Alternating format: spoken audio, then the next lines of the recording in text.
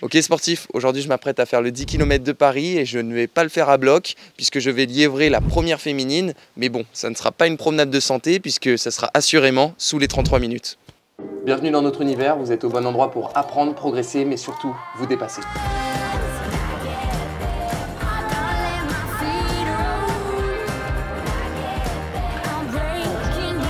Ensemble, on va se faire plaisir. Et on n'oublie pas de se faire plaisir. Allez, 1, 2, 3,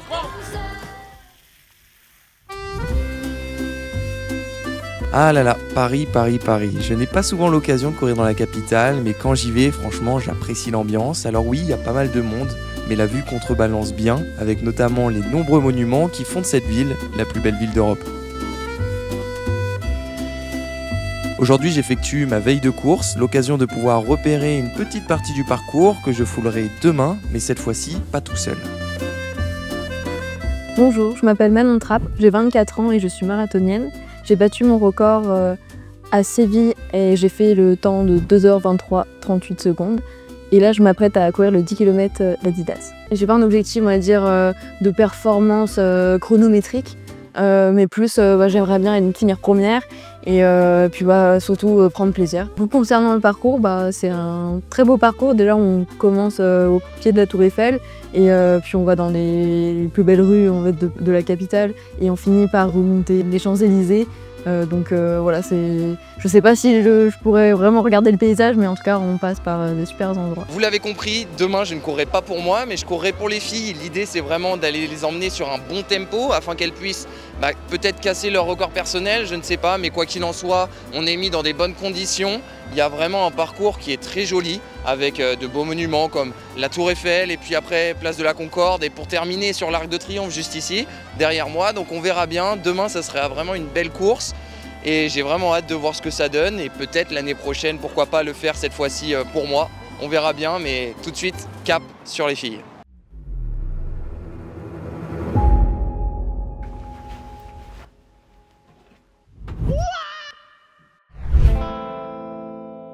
« 7 heures, les Parisiens ne sont pas encore tout à fait réveillés, mais pour autant, nous nous sommes déjà à pied d'œuvre puisque le départ est prévu pour 8 heures du matin. Les sont pleins de lait, les balayeurs sont pleins de balais.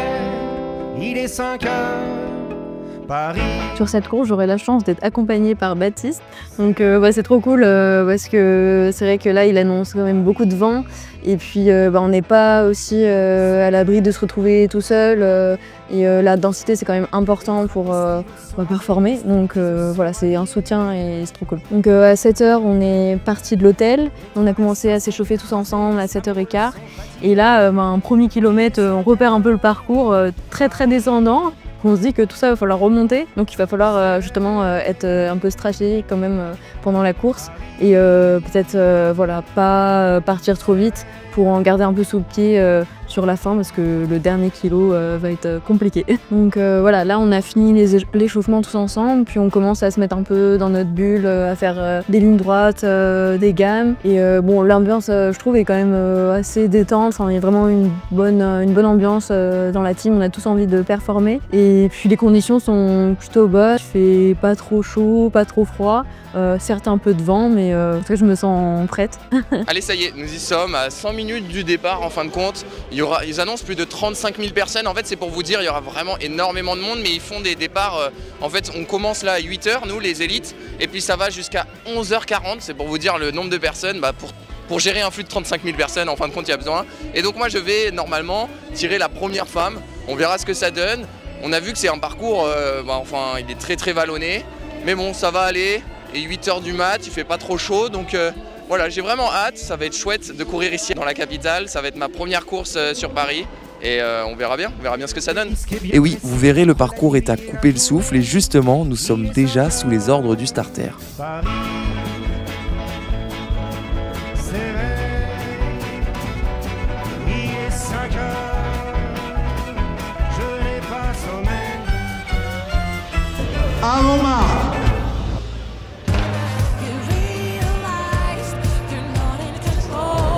Allez, c'est parti sur ce 10 km, direction le Trocadéro, et à ce moment il fallait dans un premier temps que je parvienne à retrouver Manon Trapp, ce qui n'est pas une mince affaire dans cette marée humaine.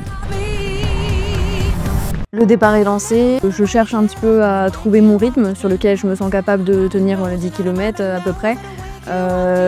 Et bon, je cherche pas forcément tout de suite à me cacher derrière les gens parce qu'à ce moment-là, il y a quand même pas mal de personnes, il y a pas mal de pelotons, donc c'est pas encore étiré avec le temps. Donc, mais moi, je préfère un peu courir à côté pour trouver mon rythme et pas m'enfermer ou partir sur un faux rythme. J'essaye vraiment d'être attentive à mes sensations et à trouver le rythme qui me convient pour réaliser la meilleure performance possible.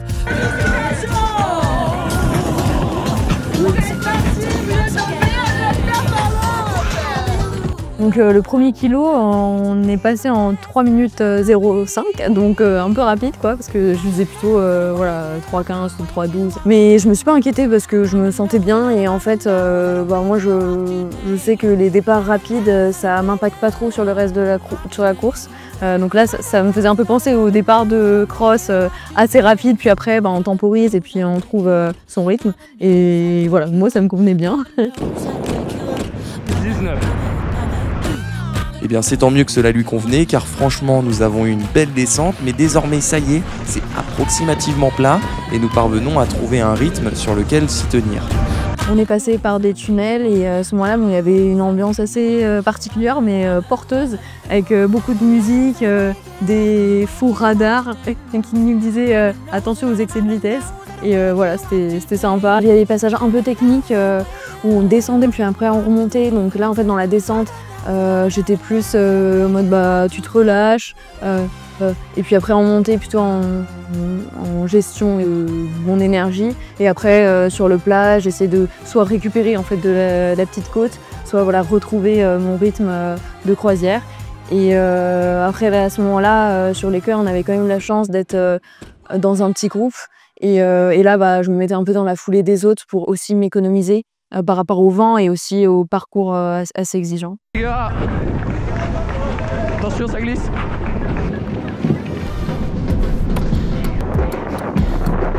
On est passé vers le Louvre et à ce moment-là il y avait pas mal de pavés. Bon après moi ça m'a pas tant gêné que ça. Au contraire je trouvais que ça cassait la monotonie.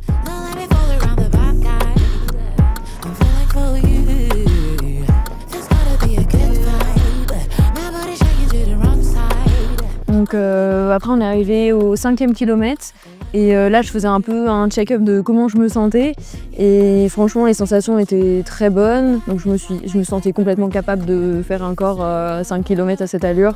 Donc voilà, ça m'a donné confiance pour continuer sur ce train et aller et en plus je savais que à ce moment-là j'étais première, donc il fallait que je continue comme ça et ne pas baisser le rythme pour me faire rattraper. Allez, du bruit, du bruit. Après un passage au 5e kilomètre, un petit peu plus de 16 minutes, nul doute, Manon est en grande forme et il faut que je fasse en sorte qu'elle continue sur cette lancée. Et ça passe donc par le liévrage, mais aussi la création d'ambiance pour tenter de la booster. À ce moment-là, je savais que le plus dur, entre guillemets, restait à venir parce que, oui, forcément, première partie de course, on sent bien et puis petit à petit, la fatigue se fait sentir. Mais, et surtout qu'à ce moment-là, il y avait quand même moins de personnes autour de moi. Mais bon, il y avait toujours Baptiste auprès de moi, donc je savais que ça allait m'aider. Mais après, mes sensations étaient quand même encore bonnes, donc je me sentais capable de continuer dans cette lancée. Donc pendant la course, il y avait pas mal de personnes qui disaient « Allez Manon !» et ça me portait, ça me donnait aussi de l'énergie supplémentaire pour arriver au bout de ces 10 km. Donc c'était sympa, merci.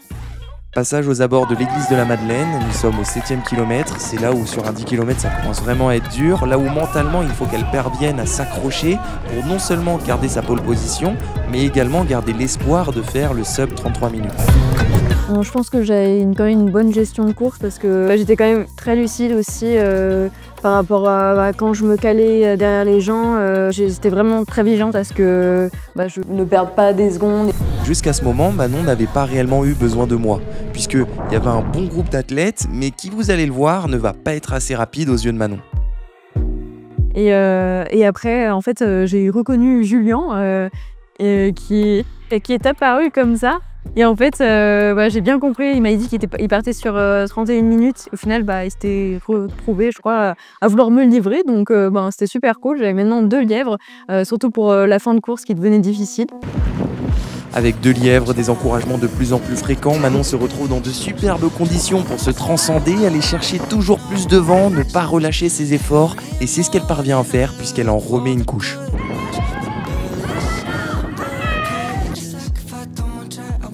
Et là, on est arrivé au dernier kilomètre, donc le plus difficile. C'était une grande montée longue et on voyait l'Arc de Triomphe au bout. C'était très dur, exigeant parce qu'il y avait du vent et la montée était vraiment très longue.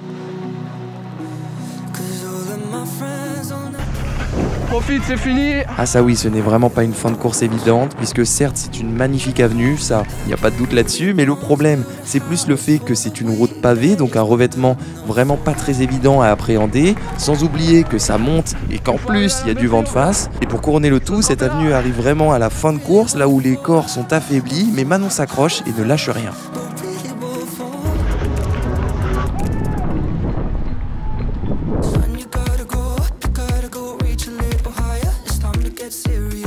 Et voilà, nous y sommes, nous venons tout juste de passer l'Arc de Triomphe, nous entrons dans les derniers hectomètres, là où Manon peut relâcher sa concentration pour laisser libre cours à sa joie. Je me disais, vas-y Manon, c'est la fin, un dernier effort quoi. Et puis après voilà, on est venu à bout de cette longue montée. Et puis là, c'était plaisir quoi de... Ouais, j'ai savouré ma victoire, c'était un bon moment, surtout à la fin quand il y a tous les encouragements et puis ouais, c'est trop cool. Et voilà, Manon Trapp l'emporte après 32 minutes 27 d'effort devant Margot Siraki et Mélanie Allier qui vient compléter le podium de ce 10 km à couper le souffle. Ouais, il était vraiment top. En fait, il différait de ce que nous pouvons trouver autre part. Donc si jamais vous avez l'occasion, franchement, je vous conseille ce 10 km. Voilà, mais en tout cas, c'était un bonheur de courir cette course. Je sais que j'en garderai un très bon souvenir. Et maintenant, là, je vais me refocaliser sur mon gros objectif de fin d'année, qui sont les championnats du monde sur marathon à Tokyo. Et enfin, la première place et un tonnerre d'applaudissements pour Madame Manon Trapp. Voilà pour ce podium de haute volée et c'est tout pour aujourd'hui. N'hésitez pas à partager la vidéo à vos amis coureurs, à la liker et même soyons fous à la commenter. En tout cas, c'était un véritable plaisir de vous partager cet événement. Il y en aura d'autres qui arriveront très bientôt, donc n'hésitez pas à vous abonner. Et sur ce, je vous dis à bientôt. Salut!